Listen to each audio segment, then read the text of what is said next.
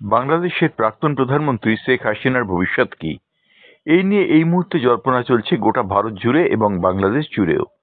উল্লেখযোগ্য, ভারতে পালিয়ে আসেন শেখ হাসিনা 5ই আগস্ট গণবিক্ষোভের জেরে। তারপর থেকে হাসিনা ভারতেই রয়েছেন, যদিও তিনি জানিয়েছিলেন যে ভারতে তার স্থায়িত্ব হবে ক্ষণিককাল মাত্র।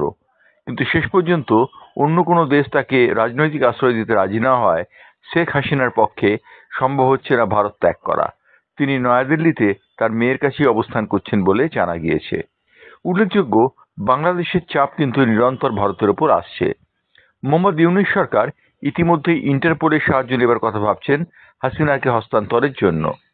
ভারতের পক্ষে বিষয়টি বেশ সমস্যা সংকুল, এই কারণে যে শেখ হাসিনা কোথায় রাজনৈতিক আশ্রয় পাচ্ছেন না বলেই খবর পাওয়া গিয়েছে। তিনি রাজনৈতিক আশ্রয় চান আমেরিকা, ফিনল্যান্ড, ইউনাইটেড আরব এমিরেটস অথবা সৌদি আরবে। কিন্তু এই রাজ্যগুলি বা এই দেশগুলি সম্প্রতি নানানভাবে জানিয়েছে যে বাংলাদেশের সঙ্গে তারা কোনো পক্ষের সমর্থন দিতে চায় না বলেই তারা শেখ হাসিনাকে আশ্রয় দিতে পরান্মুখ। তারা জানিয়েছে যে তারা যদি শেখ হাসিনাকে আশ্রয় দেয় তাহলে সেক্ষেত্রে তারা বাংলাদেশের রাজনীতির সঙ্গে সম্পৃক্ত হয়ে যাবে। বাংলাদেশের সঙ্গে রাজনীতির সঙ্গে তারা সম্পৃক্ত হতে চায় না। ব্রিটেনে রাজনৈতিক আশ্রয় পাওয়ার জন্য শেখ হাসিনা চেষ্টা করেছিলেন, কিন্তু ব্রিটেনের অভিবাসন আইন তাকে বাধা দিয়েছে বলে জানা গেছে।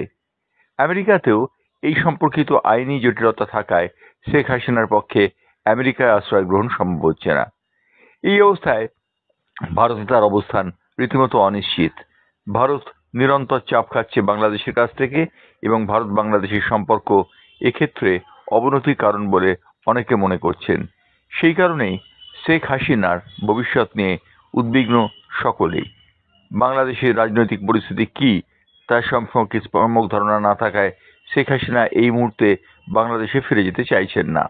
কিন্তু রাজনৈতিক আশ্রয় না পেলে কতদিন তিনি ভারতে থাকতে পারবেন সেটি হবে দেখার।